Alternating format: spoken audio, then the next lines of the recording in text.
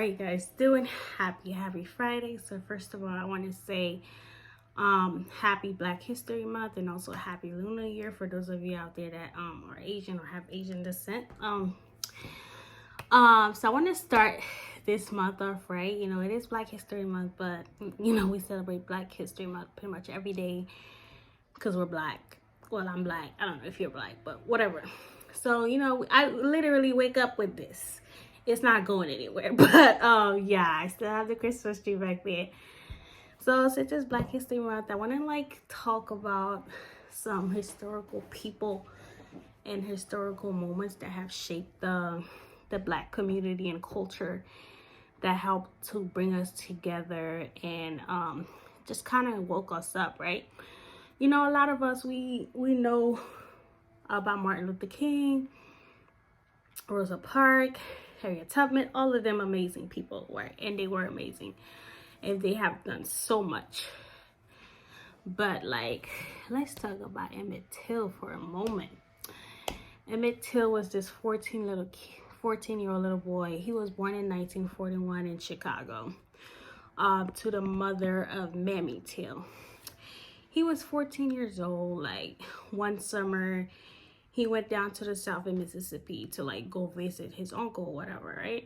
So he's there with his cousins. They're having fun, and then one day they decide to go to the store, and then one of his cousins kind of play a prank on him, saying, "Oh, I bet you won't go up there to that white woman and just talk to her, blah blah blah blah." You know, he's 14, he's a kid, he's just gonna, okay, bet how I do this. And you know, he's from Chicago. Things weren't as bad as they were in the South. You know, in Chicago they were free. They had everything going on. Although, yes, they were free, but you know, the place was still segregated, and white supremacy was at a rise. It was ridiculous. So really, the South, even till today, not even just the South, the world is just, yeah, let's not get into that. But y'all know what it is. But yeah, so Emmett went in the store. He brought some candy, and then while he brought the candy, he smiled at the lady, the white woman. He smiled at her, and then kind of, what did he blow her a kiss or winked at her? He did something. But he did smile at her. He smiled at her, and he might have touched her hand too by mistake. So he walked out the door, and then she of course followed them, and with her gun, and they got scared. They ran off. So she goes home, basically her husband comes up to her and say, "Oh, why didn't you tell me that little nigga man? The kid is 14. First of all, nigga, excuse me, I don't even want to say that word, but yeah, so let's just say the N-word." So, you know, they're talking, he calls him the N-word, and then he goes, wait, sorry guys, I'm just saying. He calls him the N-word, and then she pretty much makes up this whole story about how the kid is assaulted her, how he did this. He did nothing of that sort. This whole story came about because of what she said in her lies. She basically said the kid assaulted her. And throughout the whole time, they're calling a 14-year-old boy a man. And man, why? He's 14. He's a child. And then so the husband gets his little goons, and they round up and they show up to the uncle's house. You know, the uncle's in his 60s. He was born in slavery. He probably recently, oh my God, just thinking about it. You know, he was already in his 60s. He's already afraid. So the guys come in the home, they knock on the door in the middle of the night, and they're just like, "Who's this? At this hour, who's what's going on?" So they go to open the door, and it's the husband, and he brings his friend or his brother-in-law or something. So they goes, "Oh, which one of you was making trouble at the store with my wife or whatever?" And then, you know, of course, then no one said anything. Then they pretty much go around searching the house, and they found a little boy, and they asked, "Are you so-and-so that was doing this?" He basically said, "Yeah." So they take the kid, and they take him, and they bring him outside, and then outside they pretty much confirm they asked someone, is this the kid? Is this the one that was doing this? And it might have been the woman, we don't know. And basically the person says yes. And throughout all this, there's another black man with them. It's a tragic, like, not only were the white, like, slave owners or whoever that was out there trying to, like, manipulate and, like, pretty much show their supremacy, but there were also some blacks as well, black slaves or black people that still had that mindset, like, oh, I have to betray you for me to get ahead. And it's not like that. The system is meant for people of color to think that way. It's literally put in that way so people of color can start doubting themselves. It's because we literally are stronger together. We're stronger united. And that's what they don't want to see. We have to beat those odds. We have to start working together, to start loving each other. No more hate, no more killing. All that has to stop. So they take the kid and they bring him, oh my God, to like a little barn. They beat the kid, they hung him, they shot him, they like cut him up. And then after they were done with all that, they like tie him up with something and sunk it in the river. And I'm just thinking, like, oh my God, this is a baby. That's a baby. That's a 14-year-old child. Like, and there's also like there was a 3-part series on ABC about the Emmit Till story as well. I watched that and I could not compose myself. It was so disturbing and oh my God, like, it was horrific. And I really did cry. And not only did I cry, like, I started feeling some type of way, like, deep down, like, oh my God, all this resentment. But then I had to check myself, like, I can't be preaching positivity and love, and then I feel like I have some type of hatred or something toward these people or this group of people that have caused my people so much pain. Yes, it's in the past, but those stuff, we can't stop on seeing them. All those movies they keep making, like, we get it, like, oh my God, I don't want to keep reliving that. Traumatizing.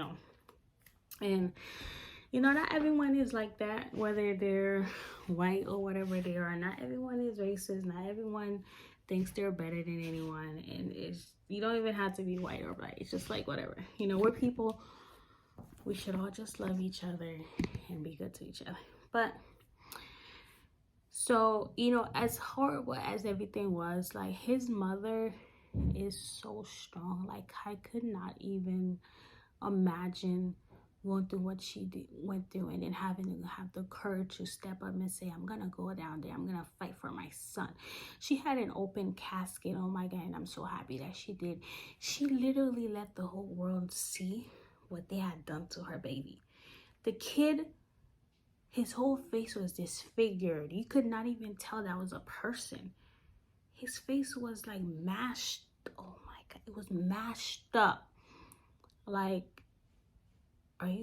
was this a person? That's how horrific it was.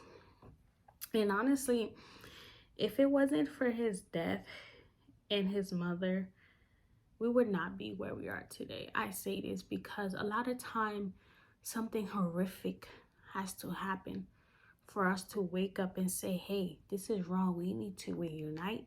We need to work together. We need to come together. And that was the catalyst for us. That needed to happen for us to get to where we are today. After that, Rosa Parks was the one that got on the bus and said, I'm not moving. It was because of the Emmit Till situation. Everyone started coming together. Black folks in Mississippi and Chicago, around the world, they started coming together, working together. That's how we got here today. So let's not forget Emmit Till. I know in school they don't really talk much about it. So I took a personal interest in it, I've heard about Emmit Till years ago, but it's not like until like I read about him and I watched some documentaries, and I'm just like, wow, this was it. And I applaud the mother And the people that she had around her and her faith was another thing that kept her going. She believed in God and she knew there was a higher purpose to all of this. Yes, she was angry, she was mad. That was her baby, like that was her only child. But then she forgave and she had to eventually move on. You know, and it's so sad that the trial, of course, what do we expect? There was nothing but all white people in the courtroom.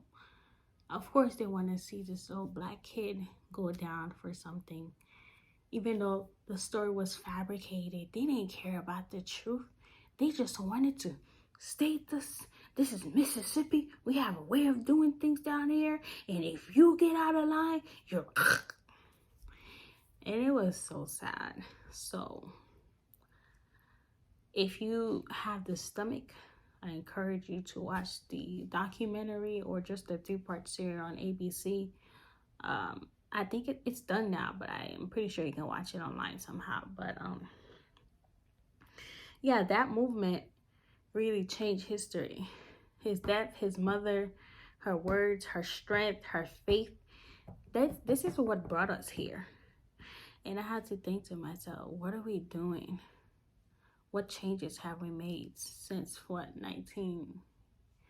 he was killed by 1955. What changes have we done? 1955 to 2002. What, 2022? Oops, something must have been, something amazing must have happened in 2002. I don't know what, but I was just a kid myself. But, you know, it's just, where are we at right now? What changes have we made as a community? Are we really together? Like, are we really united as a black community? Are we really one? No, we're so divided. We hate each other for a lot of things. Instead of working together, coming together, supporting businesses, supporting this and this and that, we're out here hating on each other. No, this is not the way. This is what they want. We can't do that. We need to come together. We got to keep on that legacy. Keep on Emmit Till's legacy. Martin Luther King, Rosa Parks, all of them that fought for us. We have to do better. I didn't want to do this to y'all today, but, you know, I just wanted to share that story. It's Black History Month. It can't always be the good. We have to talk about the horrific things that happen to us and our people. Because that helps shape us to become who we are and also where we are in life. So we have to also look at the good and the bad.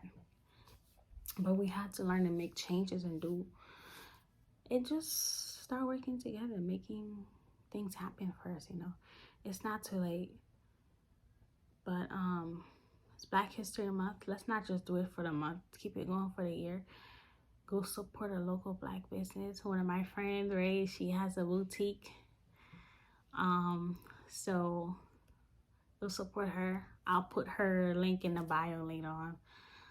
But go support all black businesses. Go eat at a black restaurant. Get a black photography. Do this, do that. You know, I understand that all of them are gonna be like perfect or how you want it, but like maybe you can work something out. I don't know, but it's possible. But sorry guys, I didn't want to like have to bear this with you guys, but you know, I just wanted to like share this. I'm so sorry, I'm just a little tired. But again, I want to bring up the mood because it's our month, our year. We got this. Let's be good to each other. Let's love on each other. Keep the faith, support, and encourage, and just be kind. So once again, thank you for checking me out. I am your girl Shedley, and this is Shedley Circle. You guys have a blessed Friday, great weekend. Love you guys. Bye.